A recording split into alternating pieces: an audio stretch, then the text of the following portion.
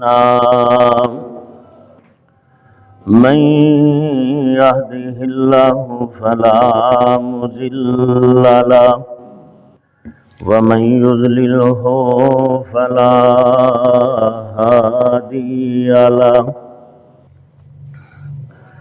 وأشهد أن لا إله إلا الله وحده لا شريك له وأشهد أن محمدا عبده ورسوله صلى الله عليه وسلم اللهم صل على محمد وعلى آل محمد كما صليت على إبراهيم وعلى آل إبراهيم إنك حميد مجيد اللهم بارك على محمد وعلى آل محمد كما باركت على إبراهيم وعلى آل إبراهيم إنك حميد مجيد أما بعد فإن خير الحديث كتاب الله وخير الهدي هدي محمد صلى الله عليه وسلم وشر الأمور محدثاتها وكل محدثة بدعة وكل بدعة ضلالة وكل ضلالة في النار أعوذ بالله من الشيطان الرجيم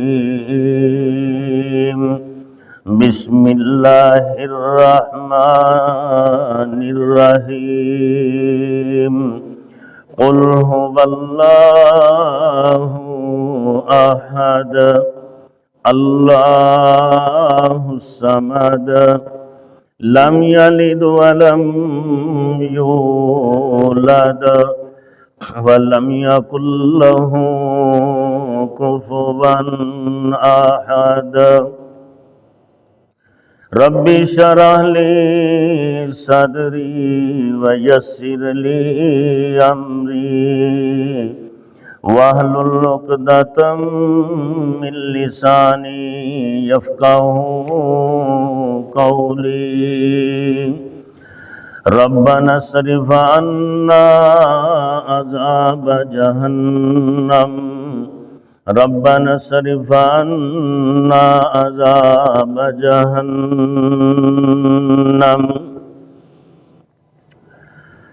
تمام قسم کی تعریفات اللہ تعالی وحدہ لا شریک کی ذات کے لیے اور بے شمار درود و سلام امام کائنات جناب رسول رحمت صلی اللہ علیہ وسلم کی ذات اقدس و مقدس کے لیے۔ حضرات گرامی قدر، سورہ اخلاص اس کی تلاوت میں نے آپ کے سامنے کی ہے۔ اللہ رب العزت نے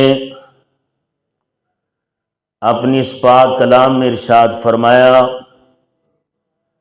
کہہ دو میرے محبوب اللہ تعالیٰ ایک ہے، اللہ الصمد، اللہ تعالیٰ بے نیاز ہے، بے پرواہ ہے۔ لم یلد، اس ذات نے کسی کو جنم نہیں دیا، ولم یولد اور نہ وہ ذات جنم دی گئی ہے، ولم یکن لہ کفوا احد اور نہ ہی اس ذات کا کوئی برابر ہے، کوئی برابری کرنے والا، کوئی ہمسر ہے۔ مسند احمد میں پیارے پیغمبر صلی اللہ علیہ وسلم کی حدیث مبارکہ ہے کہ مشرکین مکہ کا ایک وفد نبی اکرم صلی اللہ علیہ وسلم کی خدمت میں حاضر ہوا، آ کر کہتا ہے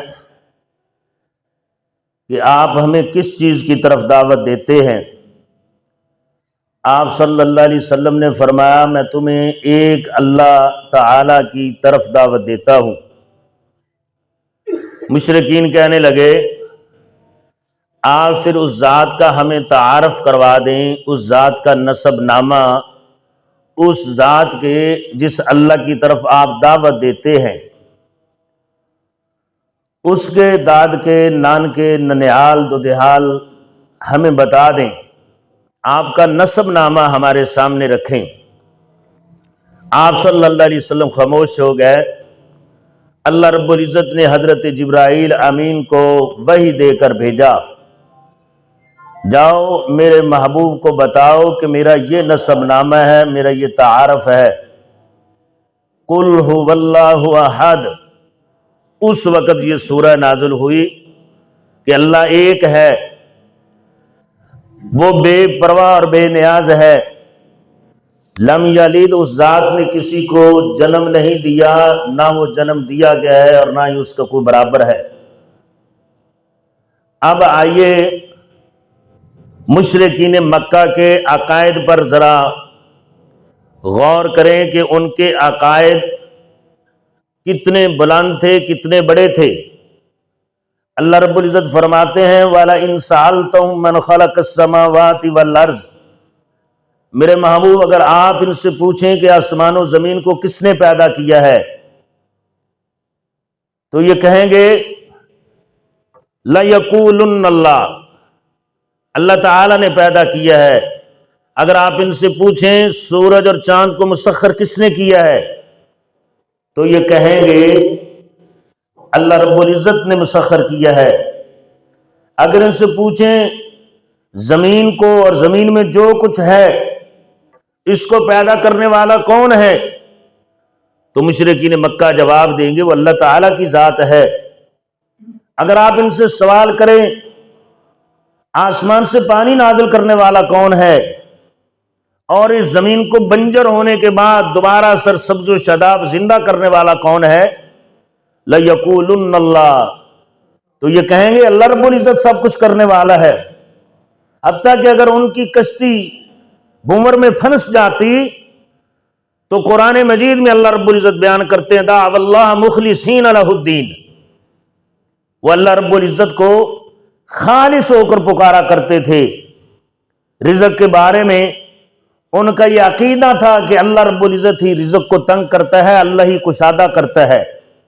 یہ مشرکین مکہ کے عقائد تھے، اور ان کے اعمال کو اگر دیکھیں تو خانہ کعبہ کی جب تعمیر ہونے لگی، رسول اللہ صلی اللہ علیہ وسلم کی عمر 35 سال تھی، بیت اللہ کی تعمیر کے وقت بیت اللہ کا متولی ابو وہب بن عابد بن عمران کہتا ہے لا تدخلوا فیہ من کسبکم الا الطیبہ، خانہ کعبہ کی تعمیر میں صرف حلال کمائی لگانا، ولا تدخلوا فیہ مہر بغی، اور اس خانہ کعبہ کی تعمیر میں زانیہ کی کمائی کو نہ لگانا، نہ ہی سود کا پیسہ لگانا اور نہ ہی کسی سے ہتھایا ہوا چھینا ہوا پیسہ روپیہ لگانا۔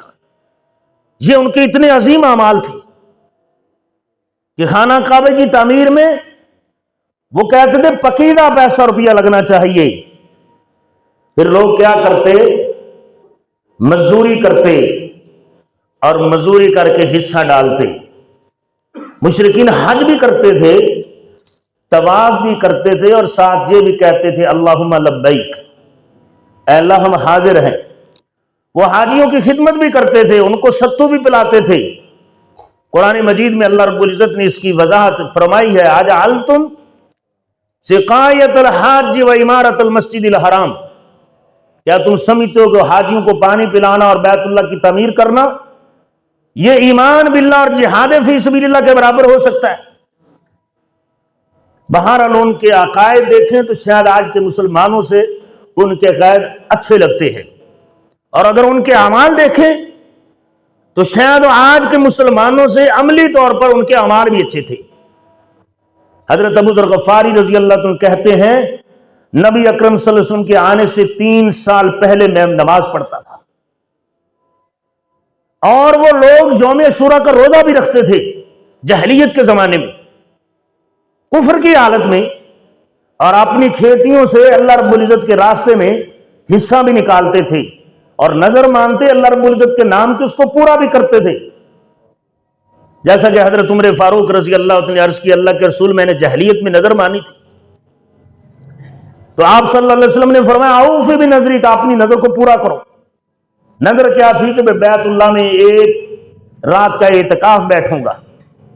اب میرے بھائیوں، اتنے اچھے عقائد، اتنے پیارے اعمال کے باوجود اللہ کے رسول صلی اللہ علیہ وسلم کی بعثت کا آمد کا مقصد کیا تھا؟ اللہ کے رسول صلی اللہ علیہ وسلم کی ان کے ساتھ لڑائی کس بات کی تھی؟ کس چیز کی لڑائی تھی ان کے ساتھ؟ نبی صلی اللہ علیہ وسلم کو ان کو کیا منوانے آئے تھے؟ کیوں صحابہ پر مظالم کے پہاڑ توڑے گئے؟ کیوں نبی کریم صلی اللہ علیہ وسلم پر کوڑا پھینکا جاتا تھا؟ اللہ کے رسول صلی اللہ علیہ وسلم کو ہجرت کیوں کرنا پڑی؟ آپ کے دندان شہید کیوں ہوئے؟ بڑی بڑی مصیبتوں کا سامنا کیوں کرنا پڑا؟ غزوات کس مقصد کے لیے؟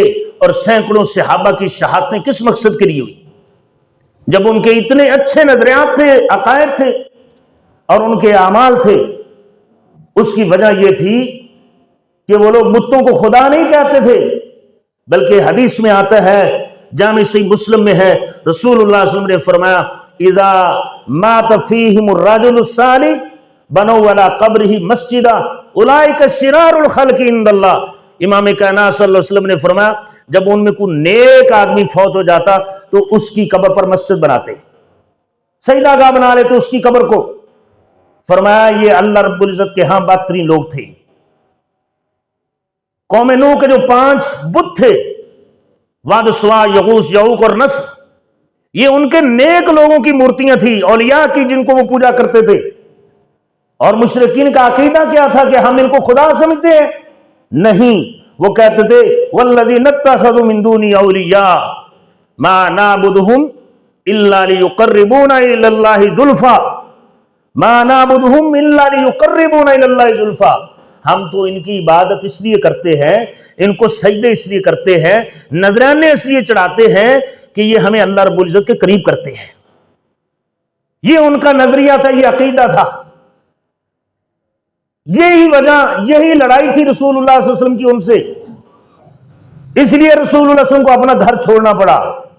اور اس سورہ میں، سورہ اخلاص میں، ان تمام باطل نظریات اور عقائد کا رد موجود ہے، اور اللہ رب العزت نے اس سورہ کو نازل فرمایا۔ اس سورہ کا شان نزول کتنا عظیم ہے اور اس سورت کی فضیلت کتنی ہے۔ قل هو اللہ احد، کہہ دیجئے میرے محبوب اللہ ایک ہے۔ اللہ رب العزت نے اپنے یکتا ہونے کی وضاحت قرآن مجید میں کئی مقامات پر فرمائی ہے۔ فرمایا وقال اللہ لا تتخذوا الہین اثنین انما هو الہ واحد۔ اللہ رب العزت نے ارشاد فرمایا کہ تم 2 معبود نہ بناؤ، انما هو الہ واحد، معبود ایک ہی ہے، ایک ہی اللہ رب العزت کی ذات ہے۔ پھر فرمایا اللہ الصمد، اللہ بے نیاز ہے، وہ بے پرواہ ہے، اس کو کسی کی کوئی پرواہ نہیں۔ دیکھیں نوح علیہ السلام 950 سال اللہ رب العزت کی دین کی، اس کی وحدانیت کی، توحید کی تبلیغ کی، لیکن بیٹا نافرمان رہا، قوم نافرمان رہی، چند لوگ مسلمان ہوئے، اللہ رب العزت کا عذاب آیا، آپ کے ماننے والے کشتی میں سوار ہو گئے، بیٹے کو دعوت دی، وہ نکاری رہا، میں پہاڑ پر چلا جاؤں گا۔ اب آنکھوں کے سامنے بیٹا سیلاب میں ڈوب رہا ہے۔ حضرت نوح علیہ السلام پر شفقت پدری غالب آئی، کہنے لگے اے میرے اللہ، یہ میرا بیٹا میرا عہد ہے اور تیرا وعدہ ہے۔ اب اللہ رب العزت کو حضرت نوح علیہ السلام کی 950 سال پر محیط تبلیغ کی بھی کوئی پرواہ نہیں۔ وہ اتنی بڑی ذات ہے، اللہ الصمد، وہ بے نیاز ہے۔ اللہ رب العزت نے فرمایا میرے نوح انہ لیس من اہلی انہ عامل غیر صالح، جو میرا نہیں وہ تیرا بھی نہیں۔ فلا تسلم علیہ لک بہ علم انی اعظک ان تکون من الجاہلین۔ اگر اب اس کے بچانے کا سوال کرے گا تو انبیاء کی، نبیوں کی صفوں سے نکال کر جاہلوں میں کھڑا کر دوں گا۔ اللہ اتنا بڑا بے نیاز ہے، اللہ الصمد، وہ بے پرواہ ہے، اس کو کسی کی تبلیغ کی کوئی پرواہ نہیں ہے۔ وہ اس کی شان انسان کی سوچ سے بھی بڑی ہے۔ اور یونس علیہ السلام کو دیکھ لیں، قوم کو تبلیغ کرتے رہے، قوم مانتی نہیں ہے۔ اللہ رب العزت کی اجازت کے بغیر بستی کو چھوڑ دیا اور کہا تم پر 3 دن کے اندر اندر عذاب آ جائے گا، کیونکہ انبیاء کی موجودگی میں اللہ رب العزت عذاب کو نازل نہیں فرماتے، اور استغفار کرنے والے لوگوں کی موجودگی میں بھی عذاب نہیں آتے۔ اب حضرت یونس علیہ السلام نکلے اللہ تعالیٰ کی اجازت کے بغیر۔ اب اللہ رب العزت نے مواخذہ اپنے نبی کا فرمایا، لمبا واقعہ ہے، مچھلی کے پیٹ میں چلے گئے۔ اللہ رب العزت کو کسی کی کوئی پرواہ نہیں ہے۔ اور اسی طرح دیکھنے رسول اللہ صلی اللہ علیہ وسلم کے صحابی عبداللہ بن ابی منافق کا بیٹا، رسول اللہ صلی اللہ علیہ وسلم کا بڑا دشمن تھا عبداللہ بن ابی منافق۔ اللہ کے رسول کے پاس آتا ہے، آ کر کہتا ہے حضور میرا باپ فوت ہو گیا ہے، آپ قمیض دے دیں، میں اپنے باپ کو پہنا دوں۔ اللہ کے رسول صلی اللہ علیہ وسلم اپنا جبہ مبارک دے دیتے ہیں، پھر بلاتا ہے آپ اپنا لوام مبارک اس کے منہ میں ڈال دیتے، حضور میرے بابا کا جنازہ پڑھا دیں۔ آپ جنازہ پڑھانے کے لیے بھی چلے گئے، اور ادھر سے حضرت جبریل امین آ گئے، ان تستغفر لہم 70 مرہ استغفر لہم او لا تستغفر لہم، آپ ان کے لیے بخشش کی دعا مانگے یا نہ مانگے، حتیٰ کہ 70 مرتبہ بھی مانگ رہے، اللہ رب العزت عبداللہ بن ابی منافق کی بخشش کرنے والے نہیں ہیں۔ اللہ الصمد، اللہ بے پرواہ ذات ہے۔ وہ نہ ماننے پر آئے تو پیغمبر کے جنازے پڑھانے کو نہ مانے، پیغمبر کی بخشش کی دعا مانگنے کو نہ مانے۔ وہ اتنی بڑی بے پرواہ ذات ہے، بے نیاز ہے کہ حضرت نوح علیہ السلام بیٹے کے بچاؤ کے لیے اللہ رب العزت کو پکارتے رہے۔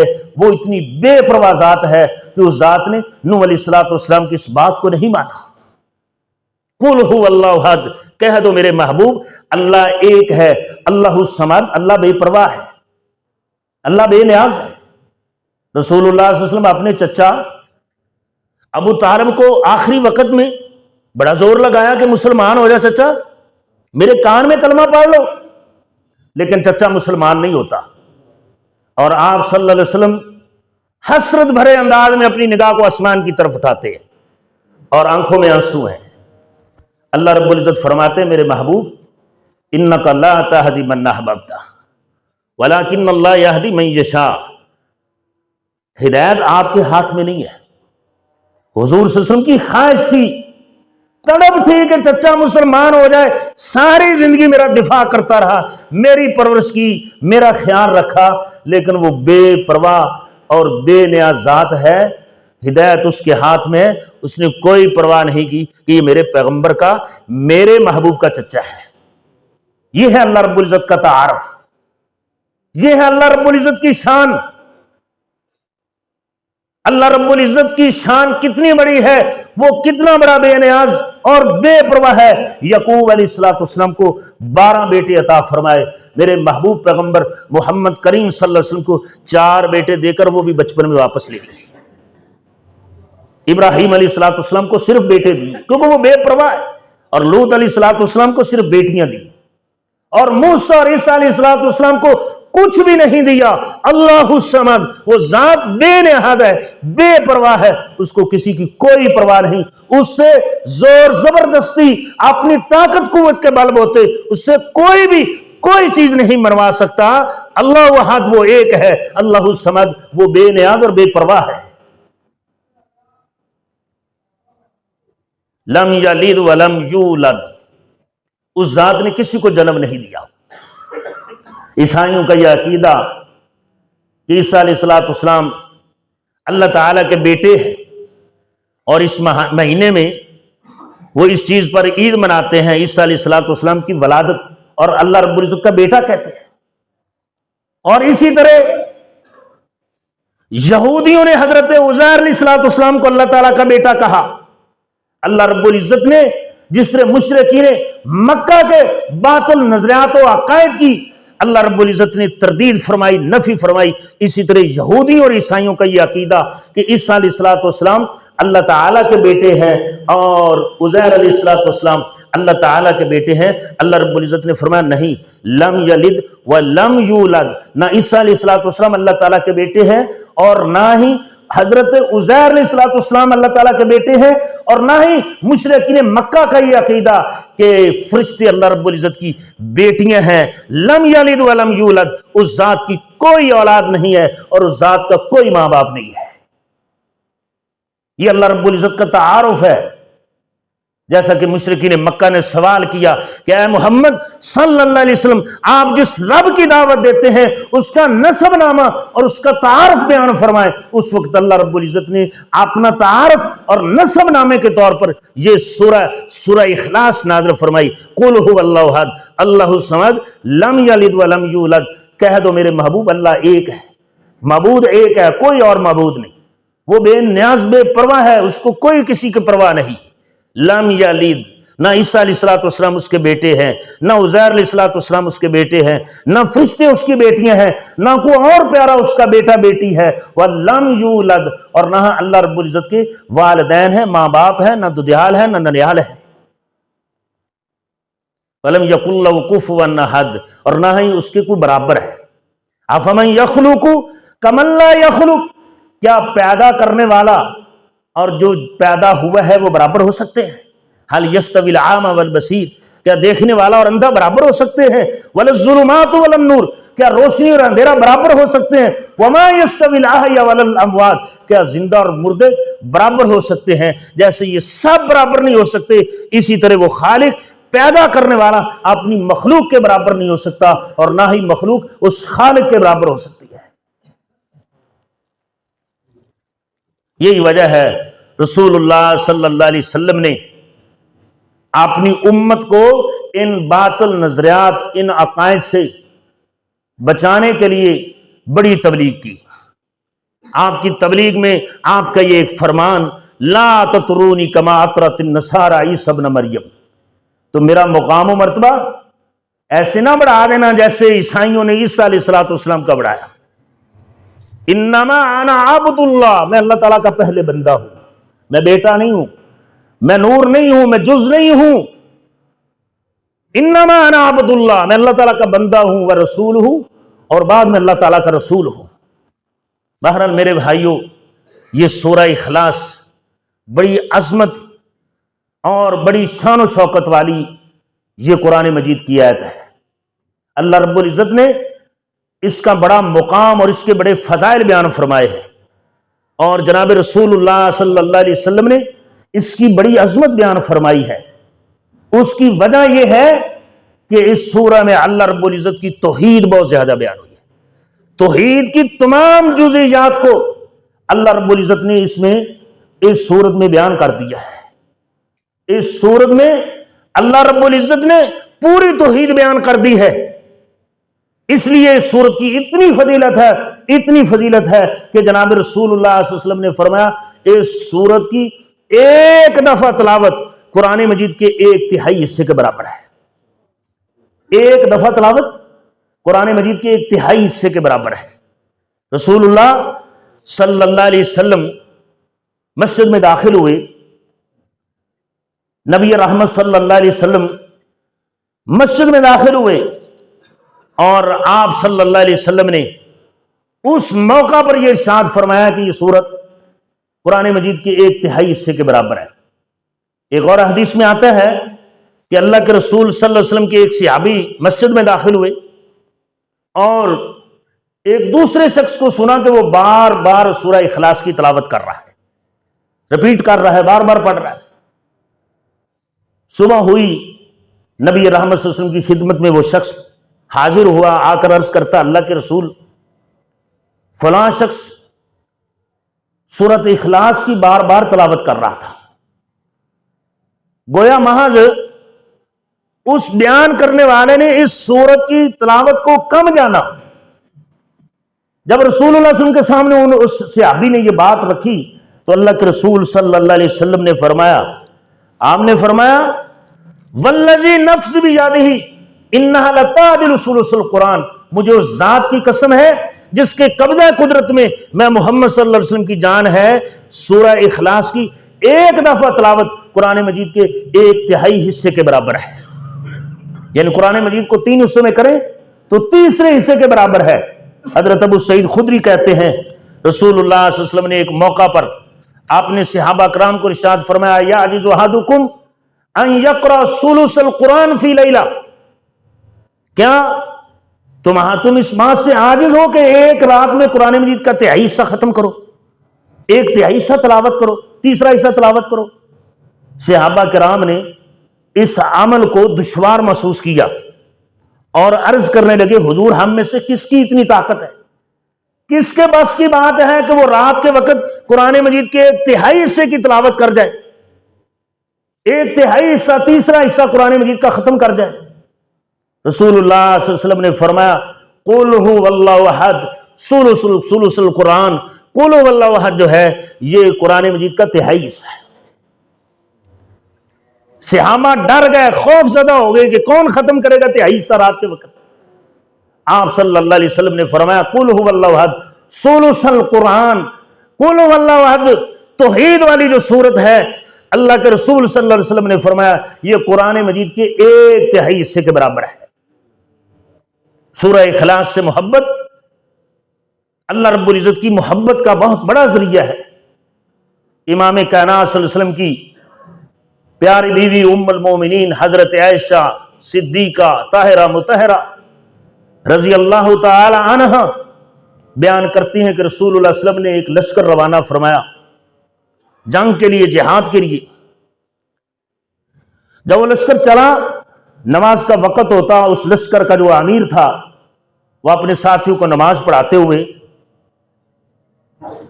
اپنی قرات کا اختتام جو تھا وہ قل هو اللہ احد کے ساتھ کرتے، نماز میں قرات کرتے، کوئی سورت پڑھتے اور اینڈ پر قرات کے اختتام پر 7 سورہ اخلاص پڑھ دیتے، قل هو اللہ احد پڑھ دیتے۔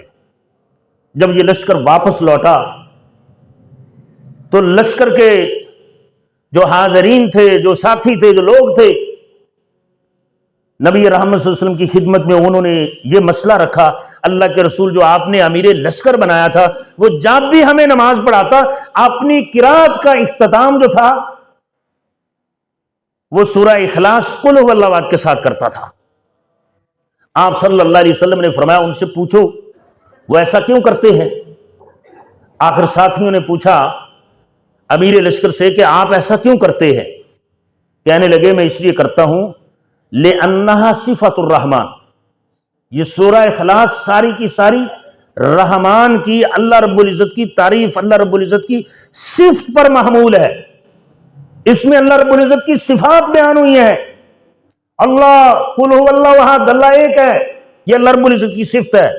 اللہ الصمد، وہ بے نیاز بے پرواہ ہے، نہ پرواہ کرے تو نوح علیہ السلام کی دعا کی پرواہ نہ کرے، نہ پرواہ کرے تو امام کائنات محمد صلی اللہ علیہ وسلم جنازہ پڑھاتے ہیں عبداللہ بن ابی منافق کا، اس کی پرواہ نہیں کرتے، نہ پرواہ وہ ذات کرے تو رسول اللہ صلی اللہ علیہ وسلم کا چچا آپ کے سامنے فوت ہو رہا ہے، آپ بڑی کوشش کرتے ہیں، تڑپ رکھتے ہیں کہ چچا مسلمان ہو جائے، لیکن اس کو ہدایت نہیں ملتی۔ اللہ الصمد، یہ اللہ رب العزت کی صفت ہے، وہ بے نیاز ہے، لم یلد ولم یولد، نہ اس کا کوئی ماں باپ ہے، نہ اس کی کوئی اولاد ہے، نہ عیسیٰ علیہ السلام اللہ کے بیٹے ہیں، نہ عزیر علیہ السلام اللہ تعالیٰ کے بیٹے ہیں، نہ فرشتے اللہ تعالیٰ کی بیٹیاں ہیں، نہ کوئی اور نبی پیغمبر اللہ رب العزت کے نور کا حصہ ہے۔ صحابی کہتے ہیں لِأَنَّهَا صِفَةُ الرحمن، میں تو اس لیے سورت کی بار بار تلاوت کرتا ہوں کہ اس میں رحمان کی صفات بیان ہوئی ہے۔ رسول اللہ صلی اللہ علیہ وسلم نے فرمایا اخبروہ، امیر لشکر کو یہ خبر دے دو ان اللہ یحبہ، اللہ آپ سے محبت کرتے ہیں، ان اللہ یحبہ، اللہ رب العزت آپ سے پیار رکھتے ہیں۔ یہ اتنی عظیم صورت ہے۔ سورت اخلاص دخول جنت کا سبب ہے۔ مسجد قباء کے ایک امام تھے انصاری صحابی، وہ اپنے ساتھیوں کو جب بھی نماز پڑھاتے، یہ امیر لشکر تو اختتام اینڈ سورہ اخلاص کے ساتھ کرتے تھے، یہ آغاز سورہ اخلاص کے ساتھ کرتے تھے۔ جب بھی نماز پڑھاتے تو اپنی قرات کا آغاز سورہ اخلاص کے ساتھ قل ھو اللہ احد کے ساتھ کرتے۔ مقتدیوں نے کہا، نمازیوں نے کہا کہ آپ ایک پڑھ لیا کریں، یا سورہ اخلاص کی تلاوت کر لیں یا دوسری سورت پڑھ لیا کریں، آپ دو ملا دیتے۔ کہنے لگے اگر آپ کو پسند ہے میری امامت تو پھر میں سورہ اخلاص پڑھتا رہوں گا، اور اگر پسند نہیں ہے تو میں امامت سے ہٹ جاتا ہوں۔ لیکن جو مسجد قباء کے نمازی تھے وہ اس انصاری صحابی کی امامت کو پسند کرتے تھے، خاموش ہو گئے۔ آخر اللہ کے رسول صلی اللہ علیہ وسلم کی خدمت میں یہ بات رکھی کہ ہمارا جو امام صاحب ہے انصاری صحابی، وہ ایسے ایسے کرتے ہیں، اپنی قرات کا آغاز سورہ اخلاص کے ساتھ کرتے ہیں۔ رسول اللہ صلی اللہ علیہ وسلم نے ان سے پوچھا کہ آپ ایسا کیوں کرتے ہیں؟ آپ نے مقتدیوں کی، اپنے نمازیوں کی، اپنے ساتھیوں کی بات کیوں نہیں مانتے؟ صحابی عرض کرنے لگے انی احب ھذہ سورہ، حضور میں سورت سے محبت کرتا ہوں۔ جب انسان طمانینیت کے ساتھ، سکون کے ساتھ، الفاظ پر غور کرتے ہوئے، تدبر کرتے ہوئے، آرام سے ٹک ٹک کر قرآن مجید کے لفظ کو پڑھتا ہے، پھر انسان کو لذت آتی ہے، ان الفاظ سے چاشنی اور راحت محسوس کرتے ہوئے پیار اس کی خون اور رگ میں داخل ہو جاتا ہے۔ وہ صحابی مسجد قباء کا امام کہتا ہے انی احب ھذہ سورہ، حضور مجھے اس سورت سے محبت ہے۔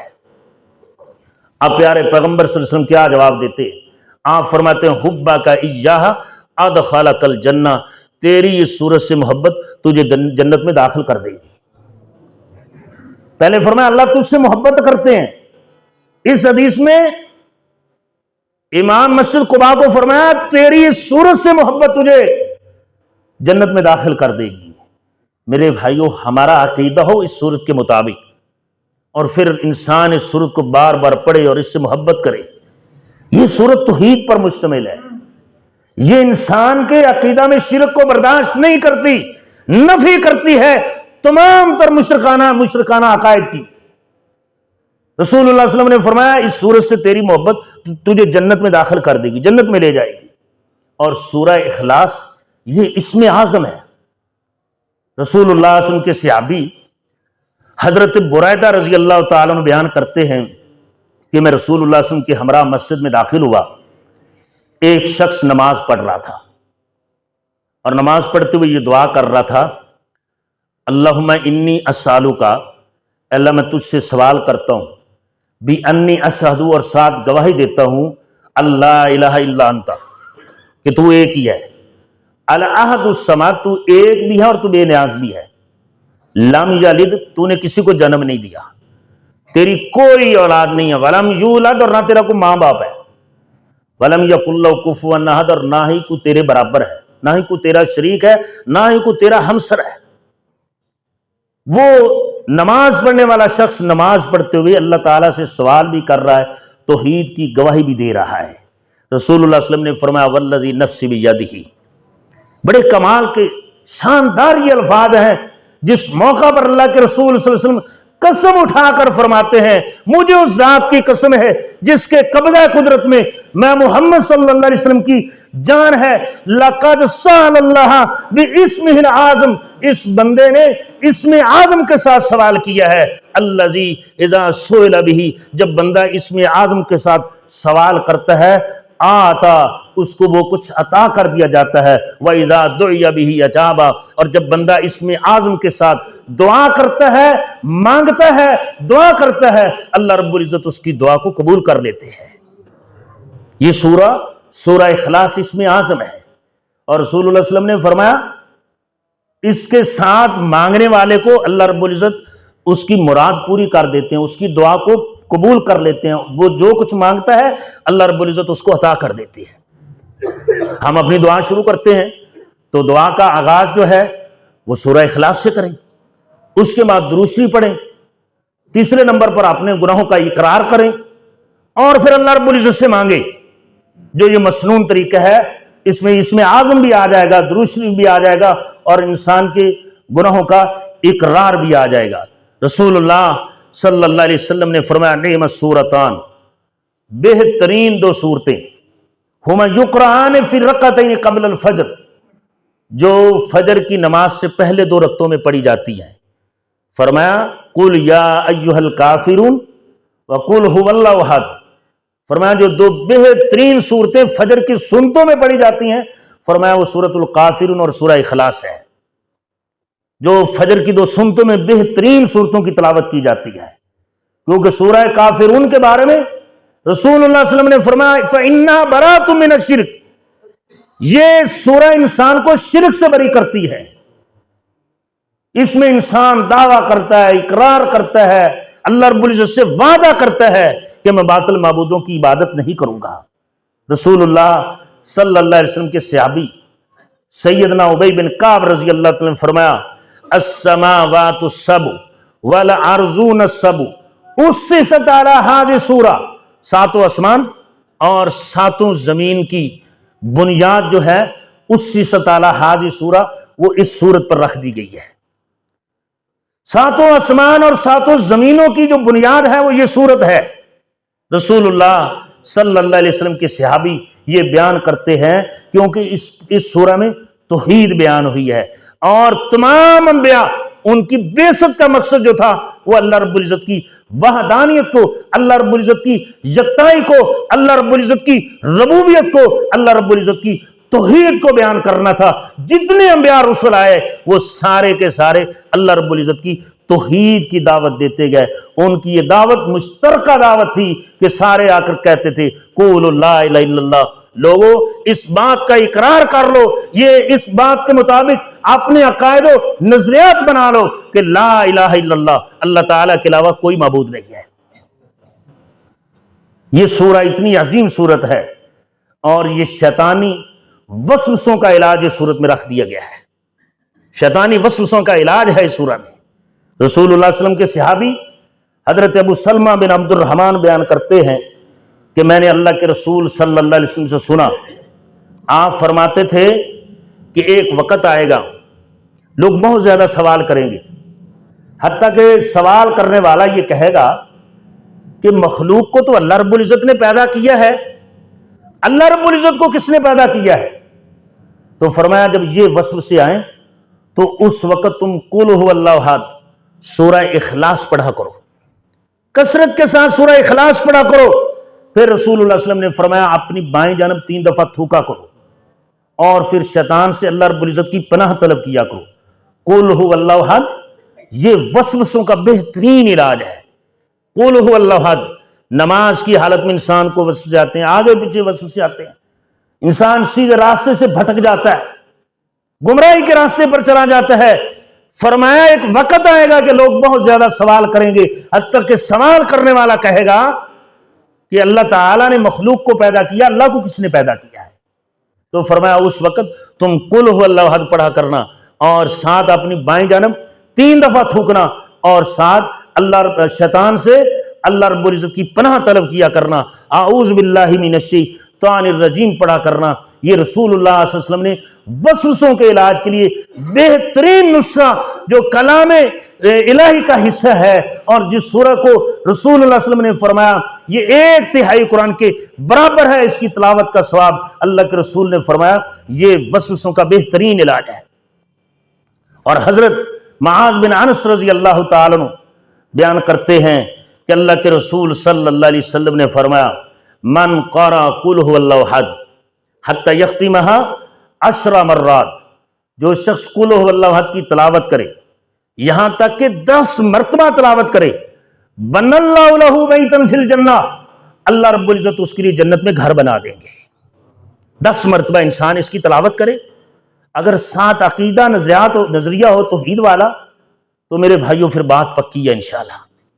آدمی تلاوت کر رہا ہے قل هو اللہ احد، اللہ ایک ہے، کوئی بگڑی بنانے والا نہیں، کوئی حاجت روا نہیں، کوئی مشکل کشا نہیں، کوئی سجدے کے لائق نہیں، کوئی نظر و نیاز کا حقدار نہیں،